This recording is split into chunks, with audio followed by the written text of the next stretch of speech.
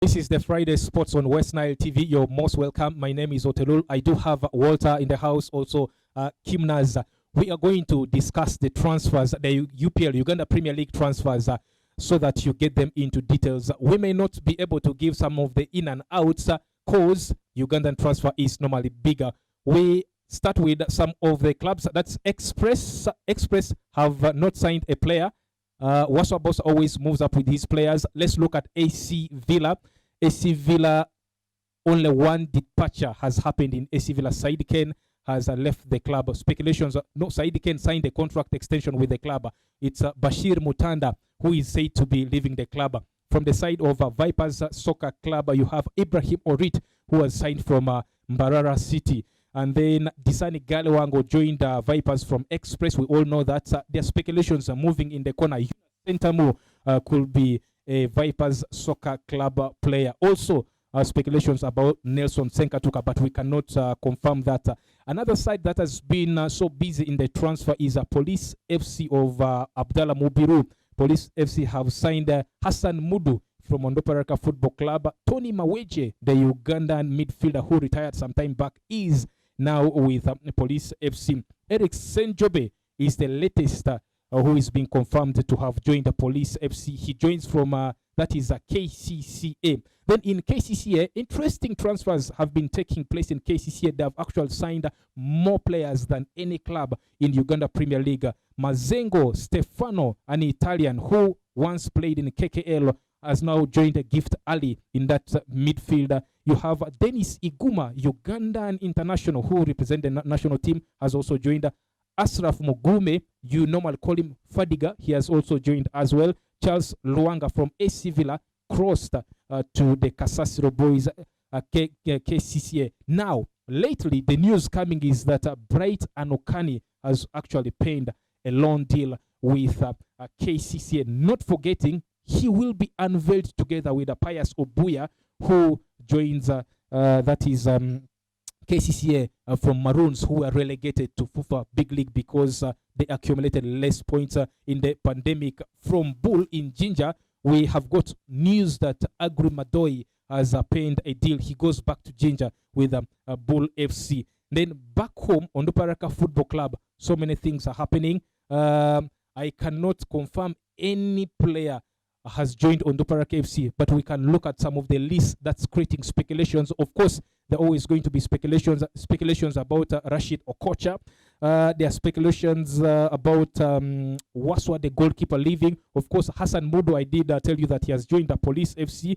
The right back, Okumu, the young player, is also said to be leaving the club. Malingumu, the top scorer last season, who scored 14 goals, is also on his way out, according to things moving around the corridor. Aiko Richard, the left-footed centre-back, is not in position to return to the club. That's news moving.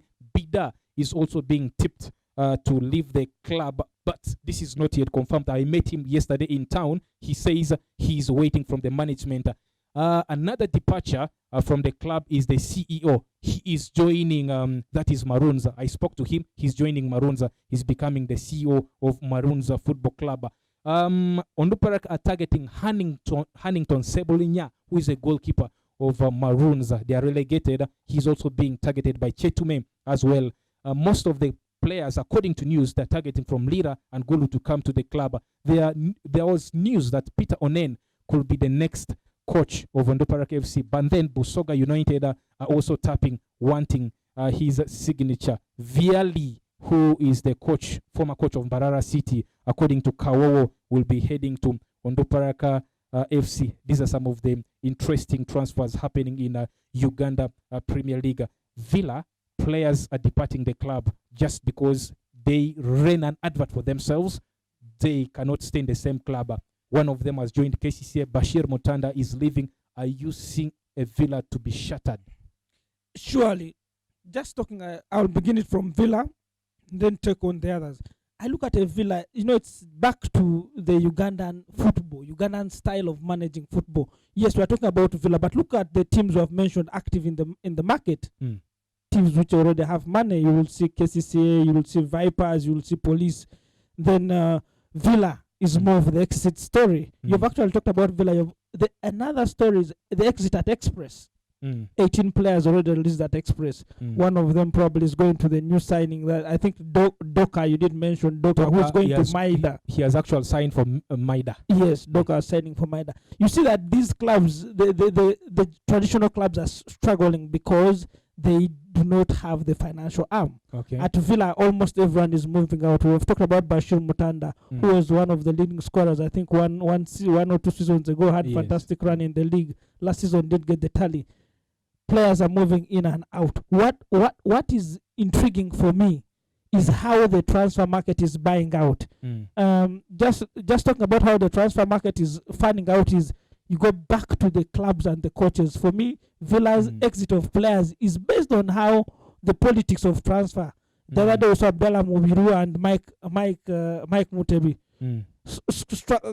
Trying to jab each other based on how coaches poach players. They wait for their contracts to end, then you call out a player. I think this is the same thing happening at Villa. Okay. Villa doesn't have the resources to pay these players.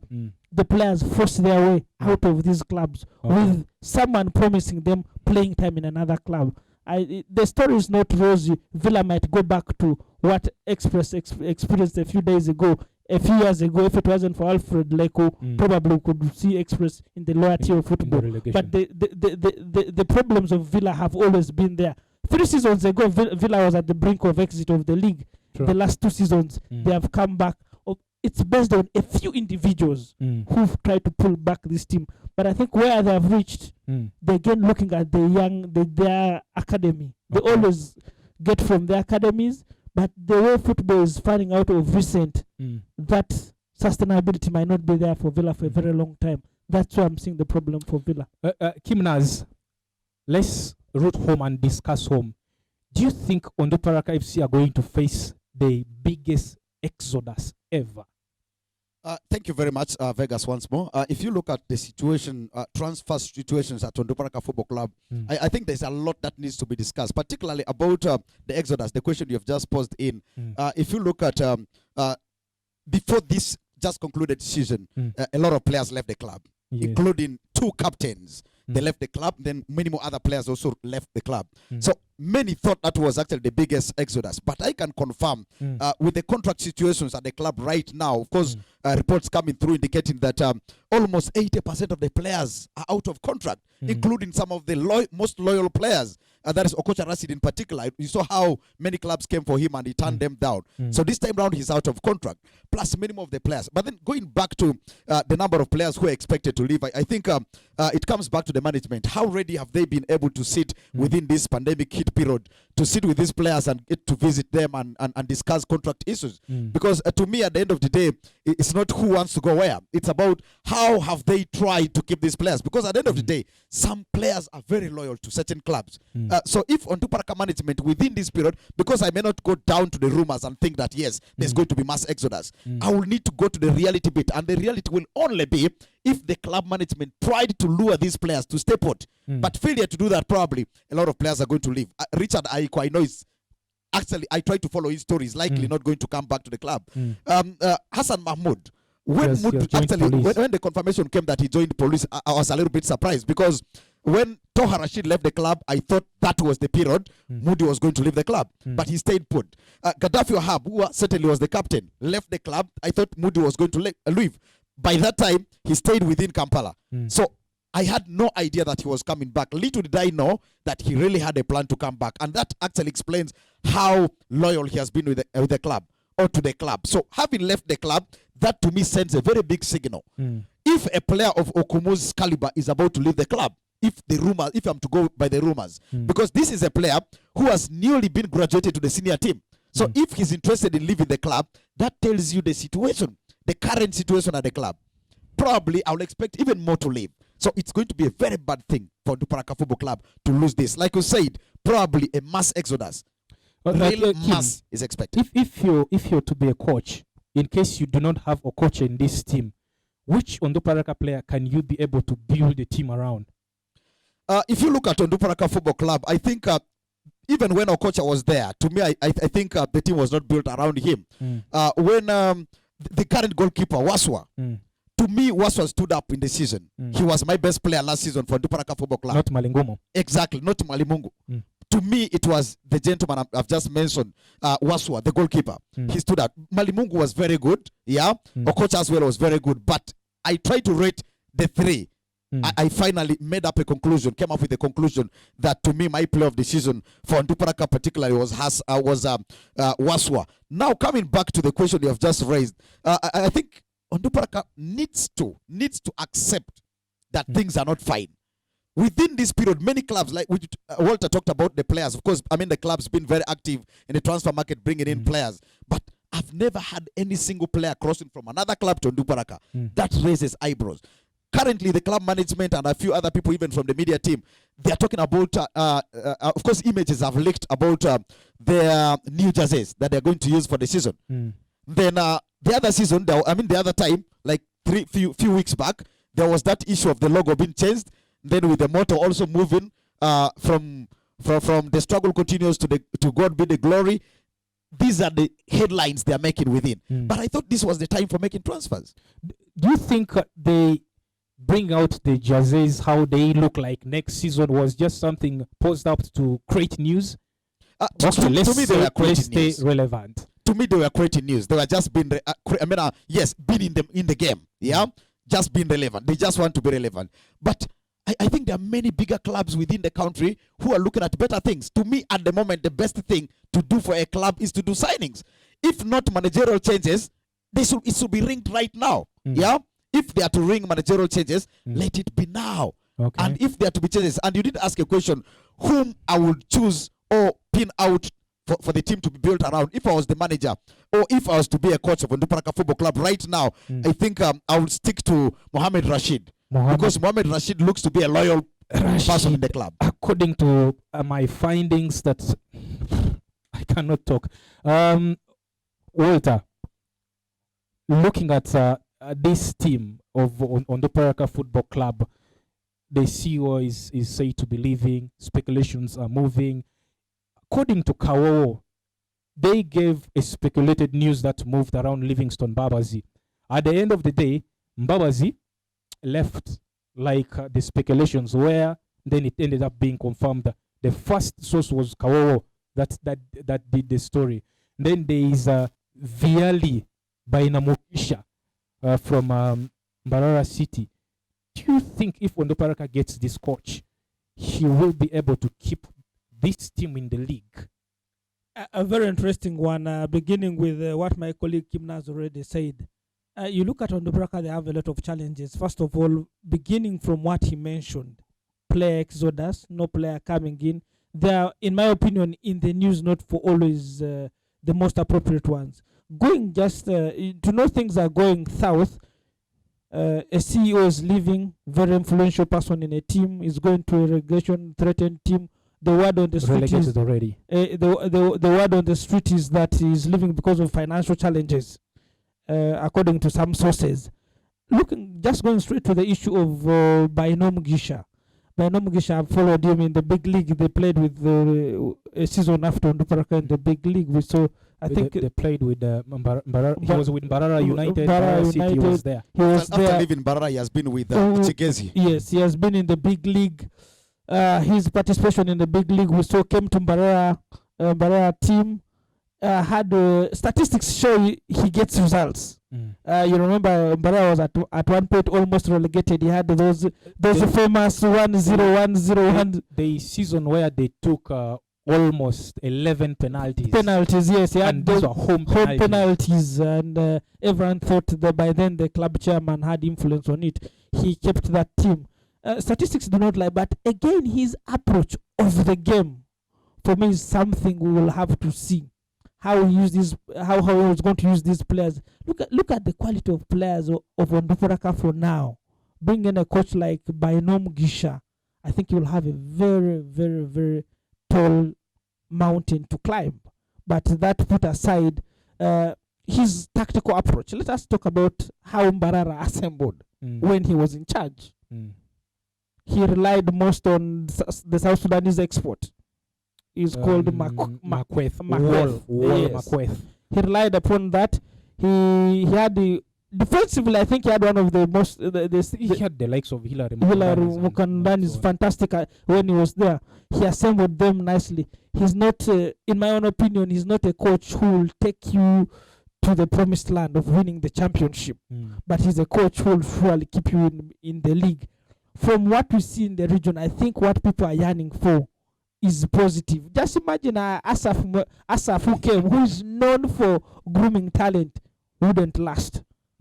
Mbabazi, On-Baraka's, after the departure of Mbabazi, his second coming was supposed to happen. I should tell you, his second coming, before we went to Chetume, the talk was Mbabazi coming to On-Baraka. Actually, you talk about On-Baraka has been looking at, Mbabazi was their first option. Something happened, he ended up in Chetume. Peter Onen, as you mentioned, Peter Onen's issue is he was technical, I think, closer to coming to On-Baraka. Busoga United came in the picture. He's having a second thought, the second return to Busoga United. The third option, Baino Mugisha. The once Kao puts a story, and I think they have their own insiders, their stories always come to pass. Baino Mugisha is the next coach of On-Baraka, in my own opinion. Okay, you never know. Like a SMPG, his papers may just be used as a shadow. And then you have Simeone Masaba making all the decisions. But will Simeone Masaba get back to the club is also something very unconfirmed, and we need to look at that and confirm it. Now, let's look at some of the key transfers. The key one is speculations moving around about Mustafa Chiza, who is being targeted by Montreal Impact. Montreal Impact is a club that plays in the Canadian zone, also participates in Major League Soccer that's played way in America. And this club is coached by Thierry Henry, for your information, and they do have other players with rich CV like Victor Wanyama, who has been playing for Tottenham Hotspurs, are now in Montreal Impact. Not forgetting the Barcelona youngster Bojan Krikic. At some point, he came to England and played with Stoke City. Is he ready, Kimnaz? Yes, KCCA losing Mustafa Chiza definitely is going to be a very big blow to them, because to me, after Alan Okello leaving, he has been one of the biggest players actually they have in the team alongside Gift Ali Gigi. But particularly talking about his move, or pending move, I think it will be a very good move for him yet again to play in the Major League Soccer. Because to me, I've looked at Ugandan football, Ugandan footballers, trying to look at their performance in Europe and them finding a home in United States. To me, I think they do better in United States. That is something simple that I can put boldly, because if you look at Michael Azira, I think time and again he has been keeping it there and he's having a very good run with his club right there. Of course, moving from club to club, from Seattle Sounders at some point, that to me, he actually got a home. So Mustafa Chiza, if he leaves KCC at this point, and because there was that rumor of him being linked with a move to a Swiss club, but now, if he decides to join Montreal Impact and being under the stewardship of Thierry Henry, I think it's going to be a very big thing for him. One, he will the professionalism bit of it will come through, which means he will be more professional than he was before. Working with a person or personality of Thierry Henry's caliber definitely is a very big thing. Then you look at quite a number of other players in that same team, including Victor Wanyama, who plays for Kenya. Of course, the Kenyan captain also is in the same team. I think it's going to be a very big boost for him. He's going to bring a lot to the Uganda Crane setup. So to me, it's a very good one, because at the end of the day, if a player takes football as business, like many have to do, then he's going to swim in money as well. Let's look at one of the key transfers we shouldn't skip and talk about is the transfer of Dennis Iguma, the Uganda Cranes right back, midfielder, camp defender, who has joined KCCA. Most of these players coming back home playing, they're only looking at fitness. We have seen Hassan Waswa do that. We have seen we have seen Okui play for AC Villa. Is he just coming for fitness and goes away? Dennis Iguma has moved. He has moved to Israel. He has moved to a couple of clubs. He has gone to Churchill. He has moved to India. I mean, he has come back home. The fact that he has come back home is at KCCA, he's a versatile player. Centre back, he can play. He can play from the left hand side of the defense. He can play in the midfield as well. My own opinion is after having these stints outside, this is what we have seen. The Hassan Waswa Mawanders have done it. They come to Uganda to gain fitness, and they are very strategic in the clubs they go to. You go to a club which is playing Chan, Champions League. You go to a club which is playing at top level of African football, where the exposure is there. The transfer for international football needs a player to be internationally capped. He has his 63 caps for the country. He's looking at also the opportunity of playing in Chan. Remember, he has been clubless. Once he comes back home, he has the opportunity to play in Chan. He has the opportunity to play in the Champions League. For me, I think the players come back home strategic. In terms of money, Kese will not give him the money he has been getting outside. The likes of Iguma, for me, they're coming. As you mentioned something like Yunus Sentamu. All these players are coming to gain fitness back at home and get to how they can cross over probably to Europe or better countries in Southern Africa. There are also transfers about Vipers Soccer Club where they are signing so many players. One of the key is about Ibrahim Orit. Is he a better player than Milton Carissa? Is a question I'll ask. But I personally, as Otelul, I feel he is a better player than Milton Carissa. There are also speculations saying that Nelson Senkatuka could depart Morocco because Morocco has not been a right place for Ugandan players. He could get back to Uganda. He joins his former club in former coach in Vipers. In case he does join, you ask yourself, why would they get all these players when you have Shaban, when you have other players like Muzei Serinkuma, you have Tito Okelos? I'm here to know that Tito Okelo will be released and Brian Aheba will take the position of Tito Okelo. How far will it take them is what you should always keep following on WestNile Sports and WestNile TV. From here, I will be hosting Doves All-Stars representative. Stay tuned. Visit 303 store today for the best WestNile brand apparels like hoodies, t-shirts, sweatshirts, tracksuits and denim stocks. What do you want to wear? We can make orders as desired. We customize them into reality. With 303, you can also shop online. Get to www.che/max.com or visit us at the Washing Bay opposite NN Tata or call 0788 75 5954. 303 store. It's deeper love, deeper life with us.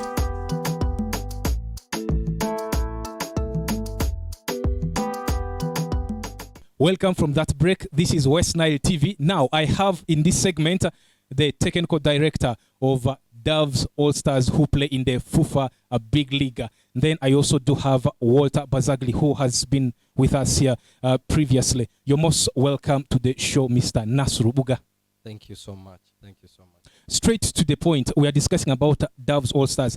Had it not been because of the pandemic, where do you expect Doves All-Stars to be in the just concluded season that had catastrophe? Thank you so much. Of course, this season, last season, our ambitions were very high, first of all, and we had already planned the season well. We had the 4 remaining home games. We had already finished our away games, and those already 12 points. If you look at the difference between the table lead and us, it was only 6 points. Okay. If we had capitalized on our remaining 4 games, probably the worst performance for us last season will be off. Okay. Yes. So, Walter, after analyzing Doves All-Stars play their FUFA Big League games, had it not been the pandemic, you as an analyst, what do you picture about Doves All-Stars? Yeah, I think Doves All-Stars, probably the pandemic, in my own opinion, helped them. You look at the organization towards the end of the season, results were not coming very well. There were some kind of reshufflements in the team. We saw Sizo Kuti come in the team. True. We saw them get Haruna Mawa in the team. We saw them get Mambo in the team. So I think somehow the pandemic helped them in one way or another. But also I think the fact that the chairman, the chairman and the TD worked so hard to get these entities in the team means they are looking at a better yield. But for me, I think their finishing in the league was something very good for them. That position probably would be justifiable because you would see the results, how the results were trickling in. Him as a TD probably would understand it more than I saw. But as an analyst from outside, you could feel these were changes not for the last season. These were changes probably for this coming season. Okay. Now, let me switch back to Mr. Nasru. Will Aziz Daman be the sponsors of this football club come next season? Yes, I can authoritatively confirm that Aziz Daman is still our official sponsor. Though, we're also looking for other sponsors to come on board. Okay. Yes. At some point, there are talks that kept on going around the corridor that Aziz Daman won't be the sponsors of FUFA Big League side, that is Doves All Stars. So you have confirmed to us, come next season, they will still be with Doves All Stars. Maybe, Walter, you have something to say about that? Yeah, I think there's something big. He's the technical director. He'll probably explain it more. That Doves initial when realized when it was Doves All Stars, is the man. The first onset, there was really a lot of let me say positive vibe. Expectations were high. I mean, they're one of the most facilitated teams probably in the big league at that time. A couple of events went through, as the TD will probably explain it more. But I think for him, as I said, the good thing he has confirmed that Aziz Daman will be there this coming season. So the question is, are they going to be at the tune of maybe investing like they did in the first season? Because in the first season, you realize after On-Baraka, they're the only team which had facilitation for players. They had transportation for players. Is this going to be the same? For me, that's what and you look at the quality of the players at that time. They had standard. Yeah, they had good quality players, but this time you'll see, I think in my own opinion, they also got players from On-Baraka on loan. That helps them a lot. But this coming season, will this reinvestment tally into something bigger? Because personally, my expectation of Doves All Stars was not finishing in that position there. I looked at them as contenders for the jump to the Uganda's elite football. So this is actually saying, Mr. Nasru, will the budget remain intact? Of course, we all know how the whole world has been affected by the corona pandemic. I can't assure you that the budget will be constant. But what I can assure you is all clubs in the world have been affected by corona pandemic. Okay. But we shall maintain the standard we have set. Okay. This coming season. Now, I want you to clear the doubts of people. There are some talks that kept on going around the corridor about certain figure, which is 15 million Ugandan shillings that was deposited in the club account, and you happens to be one of the signatory. They said this money vanished and the sponsors were kinda unhappy. True or not true? Or you used the money for some constructive things people didn't understand, or you never touched anything? First of all, I need to confirm to you that I'm not a signatory. Okay. All Stars account. So people have to know that you are not a signatory. The signatories to this account were finance that time, who happened to be Mr. Saidi. Then we had Jamal, Ngua, you know him, and Abdul Muttalib Kisa. And up to now, they are still the signatories to Doves All Stars account. Okay. Now, when you talk about 50 million coming into the account, from where is what we need to know. Okay. Yes. Let's now talk about the technical issues. Will you have technical changes in Doves All Stars come next season? Yes, as we always maintain it. Any coach we bring must live up to our expectations or ambitions. And right now we have a head coach. Okay. Yeah, we have a head coach that is Haruna Mawa. We still believe in his potential, and we are giving him opportunity. Okay. To continue with the club. Maybe we shall look for the deputy and other technical team around him. I thought Onama is a deputy. Yes, Onama is the deputy right now. But you know the circumstances under which we brought Haruna Mawa, he didn't come with his team. This time we want to give him opportunity to build his technical team. So tentatively we are saying Haruna Mawa, or we can confirm that Haruna Mawa has said Onama cannot be his assistant. He's coming up with his own assistant. It is up to him to decide. He feels the little time he has spent with Onama, Onama can still add value to his team. He can still maintain him. So it's up to him to come up with that. Walter, some people have attributed Haruna Mawa being temperamental, at times too emotional. How far can he take Doves All Stars? You know, I've always said this, the character of a coach translates to the pitch. We have seen a couple of them. the character of Jurgen Klopp translated on the pitch gives him trophies. I'll locally here the character of Adiga, people who started following On-Baraka way back in their 4th division, their 5th regional, you would find after the big league, his character was somehow translated into the players. I believe this character, Haruna Mawa has a record for red cards in the league. Yes. And that character for a coach. And I think as a coach, he also got a red card in a FIFA big league game. Yes. His first game, he got a red card. Yes.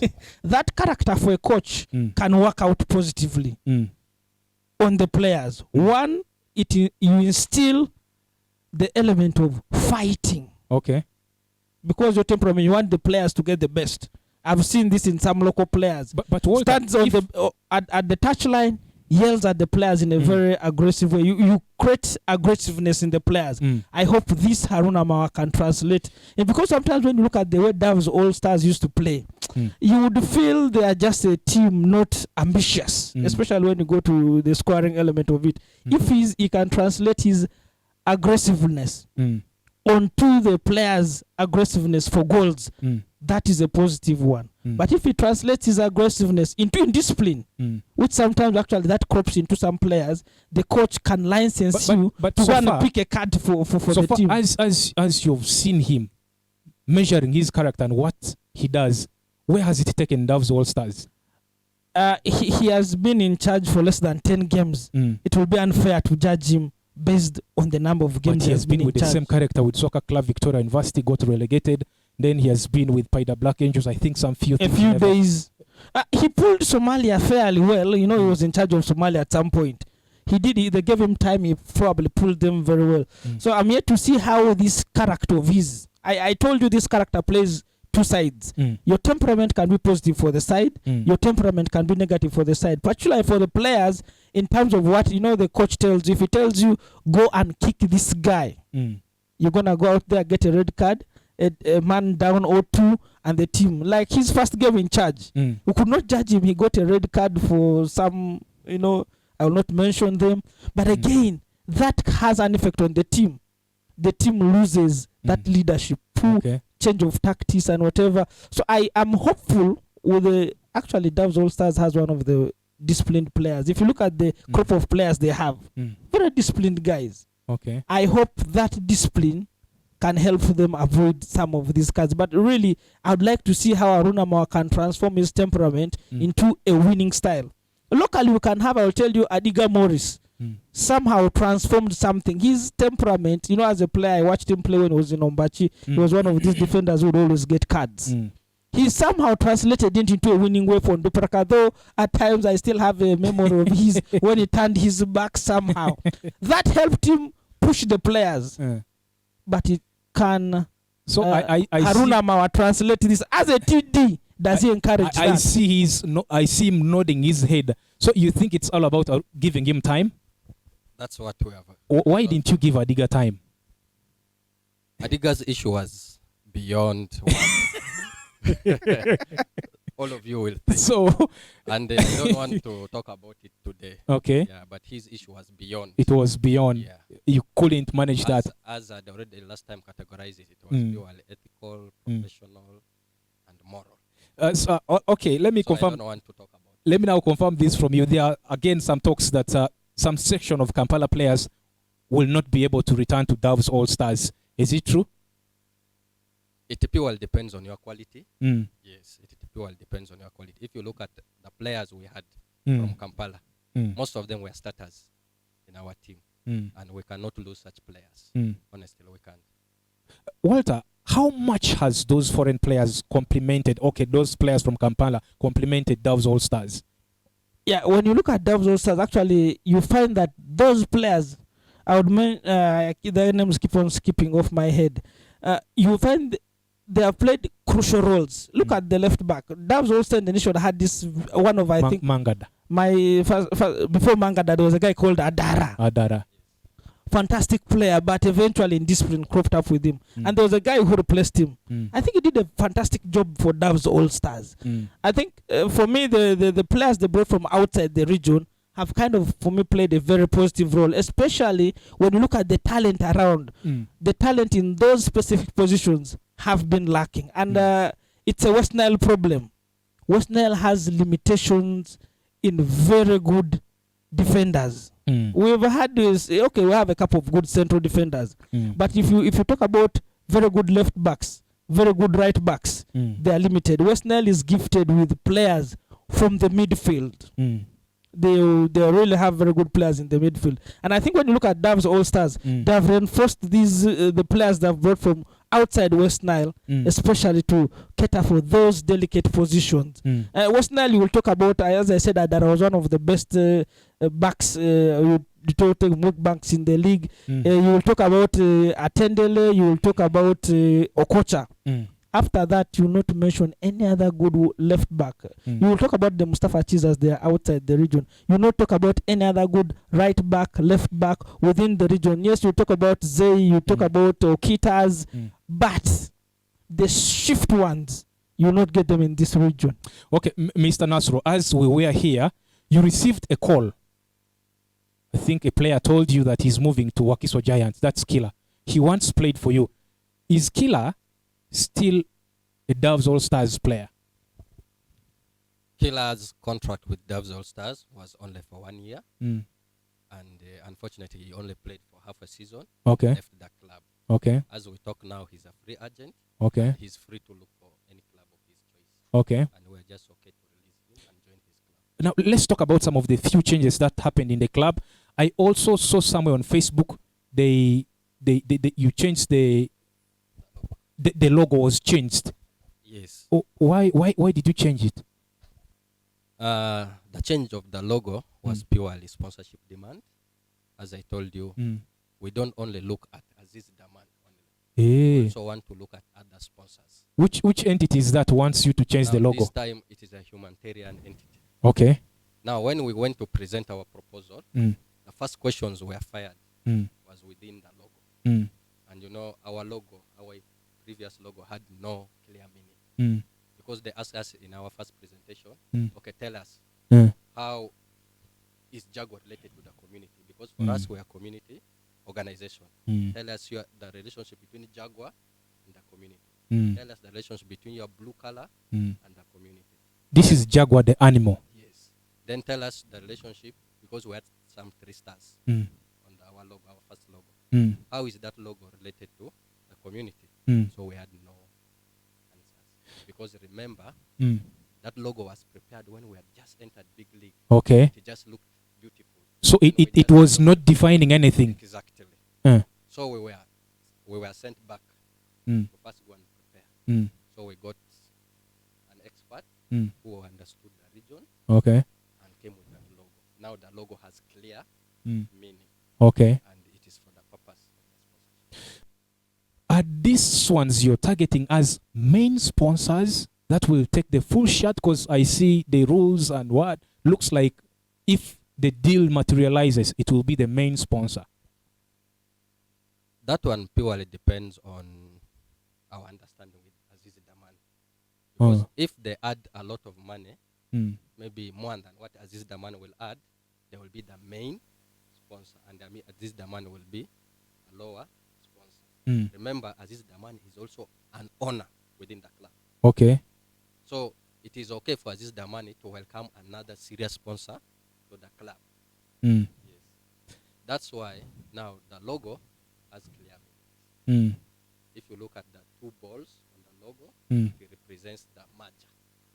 Because you know the history of the club. Okay. Doves and All-Stars, those were 2 different clubs. Then the 3 stars now do represent our ambition. Okay. We have a senior team, we shall have a junior team, and we intend to have women team. Then the blue color represents Rivana. Okay. Then the white color represents white rhino. If you look at our history, so West Nile had the first white rhino. And when the first white rhino was picked from West Nile, there was no resistance from the people of West Nile. Okay. Because it was a rare species.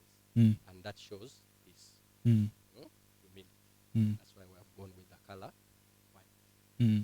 And if you look at the history of West Nile, it has been affected by war. And we are preaching peace. And that's why we have adopted color white. Now, these are the things we presented. So should we be convinced that this sponsorship deal is closer and closer? Our prayer is Before Walter, you get, maybe you'll chip in this one. People have said, Doves All Stars, the way they do things, they always raise expectation of people. At the end of the day, they do not deliver. we do deliver. One thing I must tell you is it's not easy to sustain the club in a big league for all these years. True. That is already an achievement. Two, if you look at our contribution as Doves All Stars in West Nile, we have, I can confidently say we have bigger contribution. Why? Look at the drum team. We give drum players, we give them transport.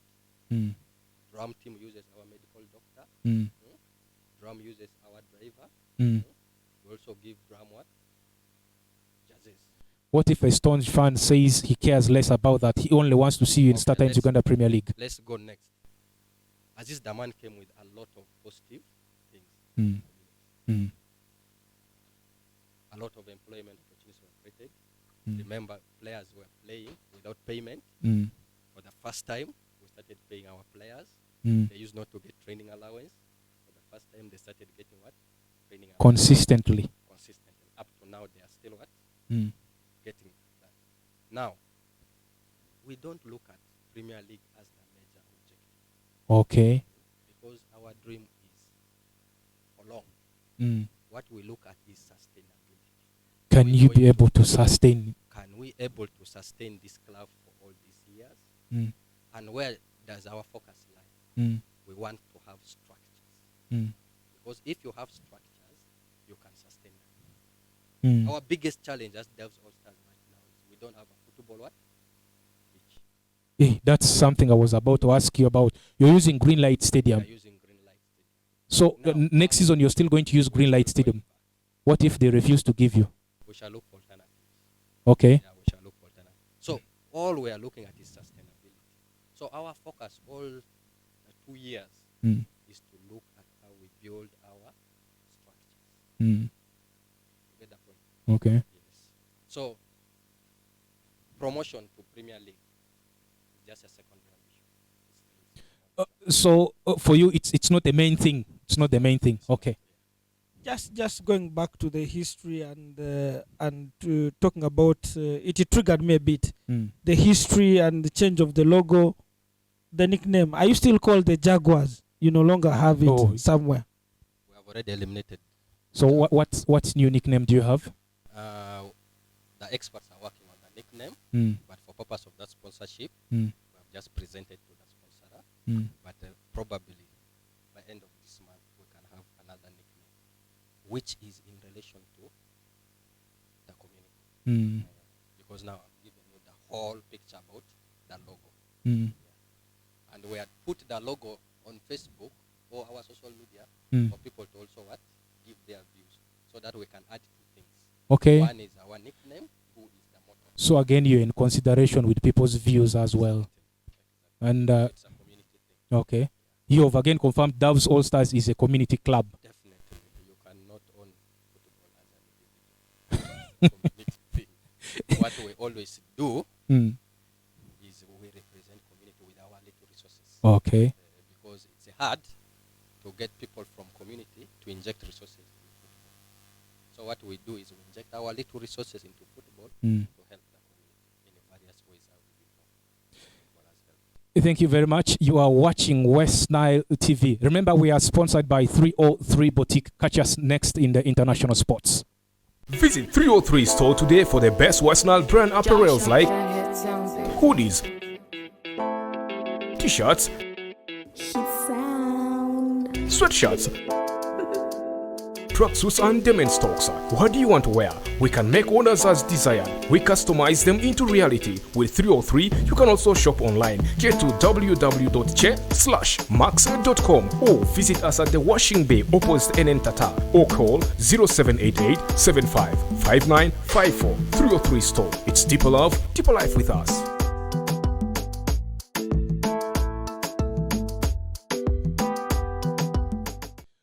Tomorrow there is big action in international sports, that's specifically in England. You have got Manchester United playing on Sunday. Tomorrow, you have got Arsenal up against Manchester City in the semi-finals of FA Cup. Remember, it's one of the biggest gong, the second biggest gong in England when it comes to winning something. We shall pick up from the game between Arsenal and Manchester City.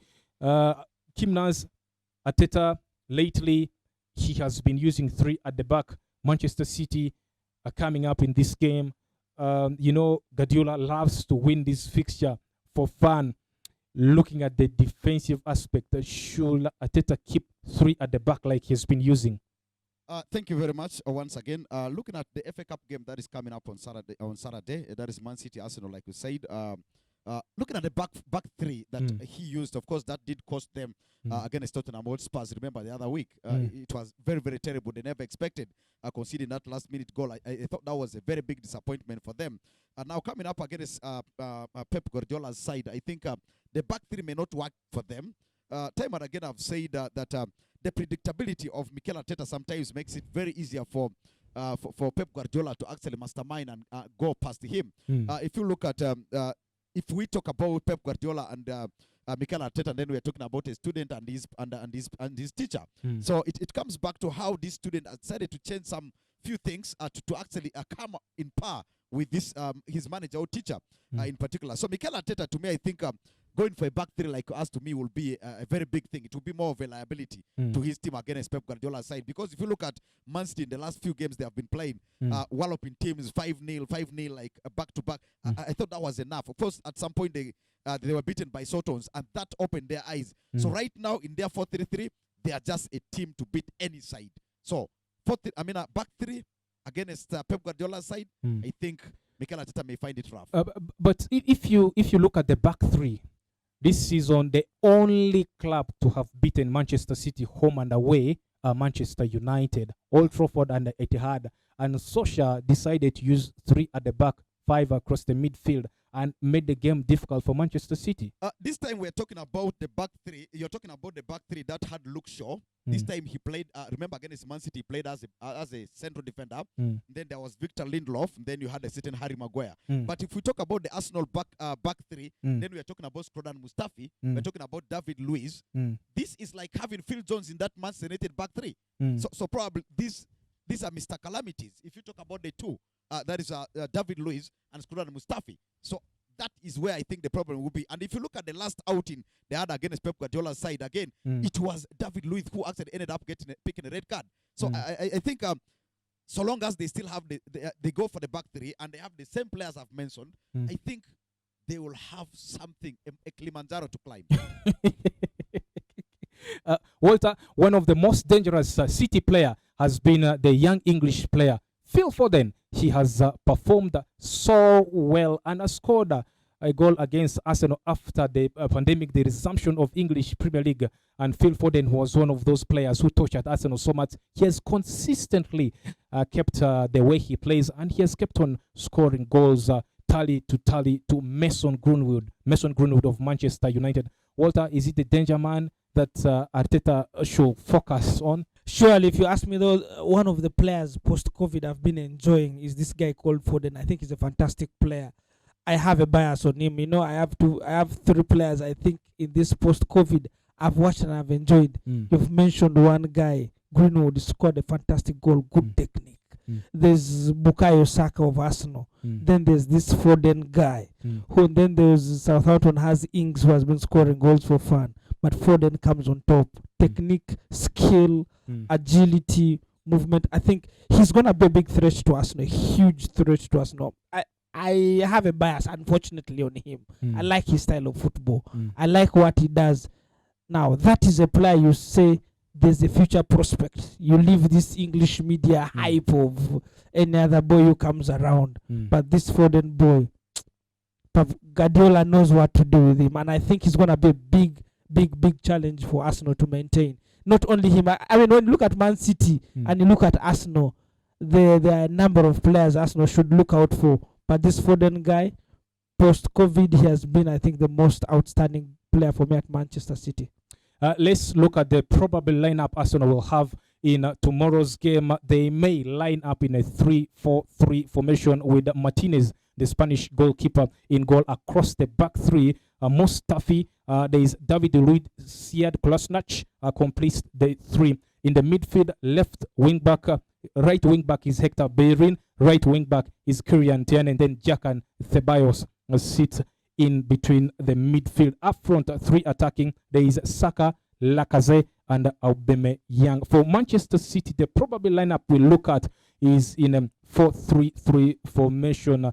Ederson in goal, across the back four, Walker at the right back, Benjamin Mendy on the left back, central defensive position by Otamendi, and Aymeric Laporte will take that position. In the midfield three, Gundogan, Rodri, and Phil Foden. Up attack, Riyad Mahrez, there's Sterling, and Gabriel Jesus. Prediction? It's going to be quite difficult for Arsenal Football Club. Like I said, straight to prediction. Still, Man City will come on top, winning this game to me by 3-1. 3 goals Arsenal to will 1. just get a consolation goal because Man City will not end the season minus winning anything. A top 4 is Something not a trophy for them. Arsenal will say they say your prediction. Very unpredictable Arsenal side. Normally, the list, when you expect the list from Arsenal, that is when Arsenal delivers. My inner instincts tell me Arsenal might prove Kimnas wrong. But which I am actually waiting on the for. paper, I would go with him, but my inner instincts sit for an Arsenal win. Arsenal is a weird team, I should tell you. Honestly, Arsenal, they keep me confused. The day you don't expect them to come on top, it's when they surprise you. So against a big Manchester City, they will want to prove the odds wrong. another big game that will come your way will be on Sunday. Manchester United will be up against Chelsea. They will take on Chelsea. Tyler's Chelsea, of course, it's going to be a difficult one. Another back-to-back win for Ligana Solskjaer came up against that is Chelsea. What does Lampard need to do right in the midfield stoppage? It's quite a difficult side. I mean, a very difficult encounter between the two sides.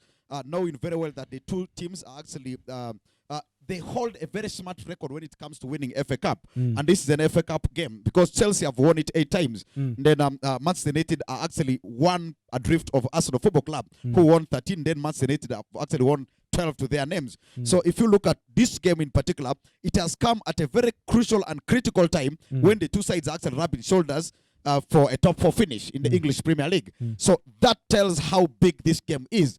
So I think having won it back to both home and away, that is against Chelsea's side, Ole Gunnar Solskjaer is trying to mastermind what Frank Lampard can do. Though tactically inside me, I believe that Frank Lampard is a better tactician than Ole Gunnar Solskjaer.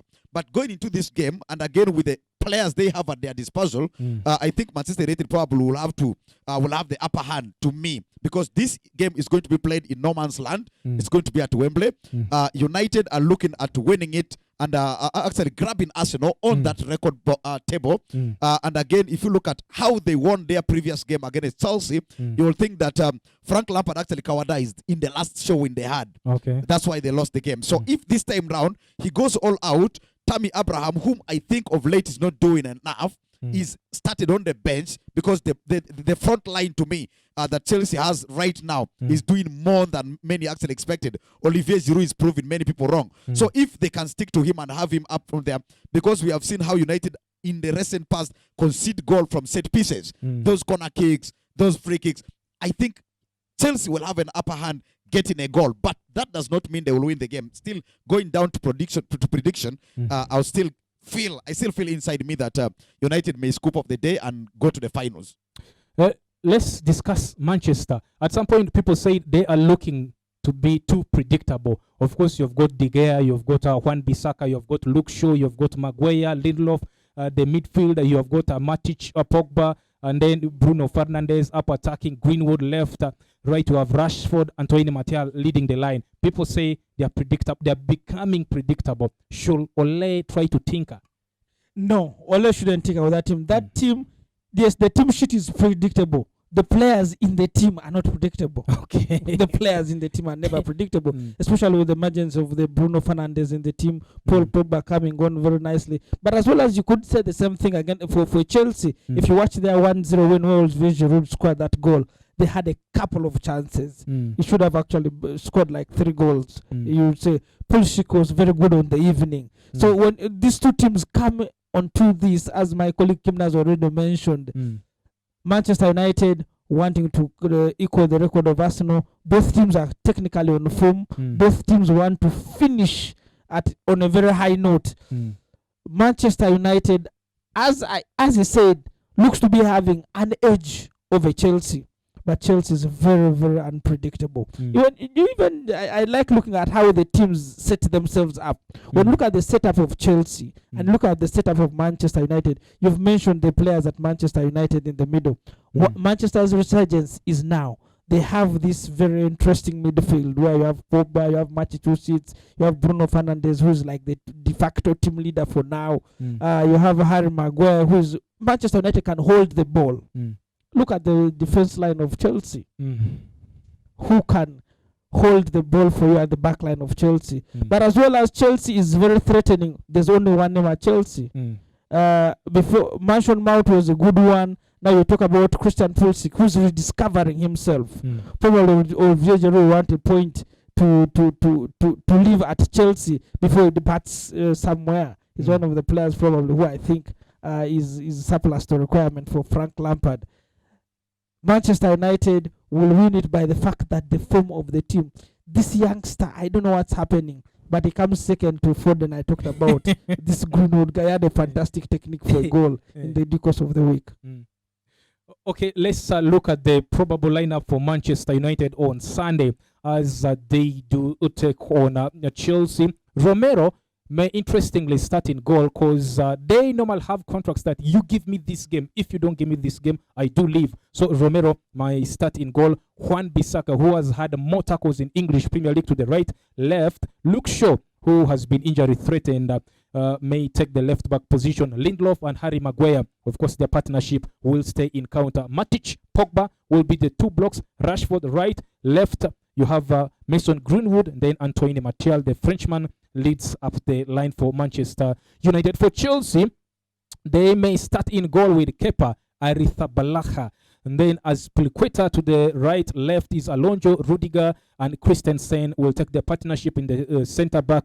Jorginho, Kante, and Kovacic is interestingly, we anticipate to start in the 3 attack forward. Willian, Pulisic, Giroud in a 4-3-3. Between Bruno Fernandes and Pogba, who is going to rise up to the occasion?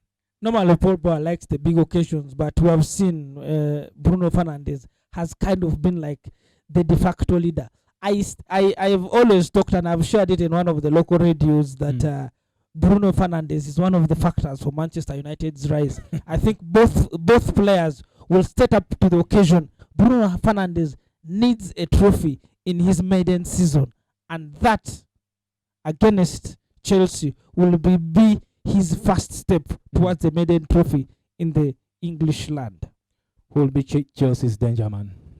I think at Chelsea, many clubs, coming up against big sides, they probably need to look at Willian, because to me, Willian, he has scored almost against all not big even teams. Pulisic. Not Pulisic. To me, it is Willian. Even against Man City, when they beat Man City in the Premier League to hand over the trophy to Liverpool, that evening, it was, many talked about Pulisic. He scored a solo goal. It was fantastic. But Willian did more, created the chance, and again, also scored a goal of his own from a penalty kick. I think it is Willian that I'm looking at. Kimnas looks at Willian. Don't miss the action tomorrow and Sunday. Not forgetting, we will have other English Premier League games. A single game played tomorrow between Norwich City. By the way, Norwich City have been relegated from the English Premier League. They take on Burnley, who are barely playing for nothing, only to please Sean Dyche, who may probably leave the club. On Sunday, there is another serious game in English Premier League. Bournemouth up against Southampton. And then Tottenham Hotspurs will stay home and welcome Leicester City, who are trying to keep their position in the Champions League slot, but it has been so difficult for them. Let's have some tips for people who bet. Kimnas, Norwich, and Burnley. If someone wants to bet, where should the person put money? Quite a very difficult game to predict, because Burnley are a relegated side. It's the players who are fighting to remain in the Premier League. Yes, Norwich actually a relegated side. Sorry, the players are now fighting for their lives to stay put in the Premier League, which means any club can come, depending on how they actually show up the individual brilliance. So I think looking at Burnley also, who are fighting for a European slot, probably I think Burnley will scoop something out of this game. Probably I see a win for Burnley. Then you have Bournemouth up against Southampton. Walter, the last time you predicted that things weren't right, but I trust your instincts this time. What will come between Bournemouth and Southampton? A fixture played on Sunday. Difficult fixture for me, but I'll still give it to Southampton. Southampton came on nicely. Bournemouth is one of the most beautiful teams, I would say, for me, passing teams in the league. Actually, Bournemouth and Brighton, if you ask me, those are some of the teams I fancy always watching in the league. But I think Southampton, with the momentum they've got, I think Ings will also got a goal. Yes, Southampton win. Two sides craving for the top four, wanting the Champions League. Spurs welcoming Leicester City. A very big game. This is, I think, the last nail in the coffin for Leicester City, because Tottenham Hotspur and Jose Mourinho won't take anything for granted. If you look at the two clubs, of course, they have been sharing something in common. They have been taking interest in each other players. If you look at Brendan Rodgers, he's interested in a certain player, that is Danny Rose from Tottenham. Meanwhile, Ben Chilwell, who is a very good left back at the moment, is a target for Jose Mourinho. So it comes back to what they are, how they actually agree on the two. But talking about this game, I think it's going to be quite difficult for Leicester City. So I see Jose Mourinho scooping something out of this game, and I'm seeing a win for Spurs. You picture your top four, because the other time I got Walter's top four. His top four stands as Liverpool, Manchester City, Chelsea, Leicester, and Leicester City. That's Walter's top four. Picture your top four for English Premier League. My top four is 75% like his, but then the 25 has United in the mix, because at the end of the day, United will have their last game in the English Premier League with Leicester City, and that means winning that game will be more of a final for them. Winning it will mean they will go ahead of Leicester City, given that they win their next two games. So I think my top four will have Liverpool, who are the champions, becomes more of an obvious thing. Then Man City number 2. Then Manchester United to me will finish number 3, because I see a very difficult time for Frank Lampard's side against Liverpool, who wants to beat 100% milestone, that is on the point. Yeah. So that tells me United will finish number 3, Chelsea number 4, Leicester number 5. So top 4, Kimnas, Liverpool, Manchester City, Manchester United, and Chelsea. That's the top 4 for Kimnas. Remember, we are sponsored by 303 Boutique, and you are watching WestNile TV. And thank you very much for watching. You can follow us on other platforms. You can get us on Facebook. You can get us on YouTube. You can also get us on Twitter. Bye-bye. My name is Otelulu.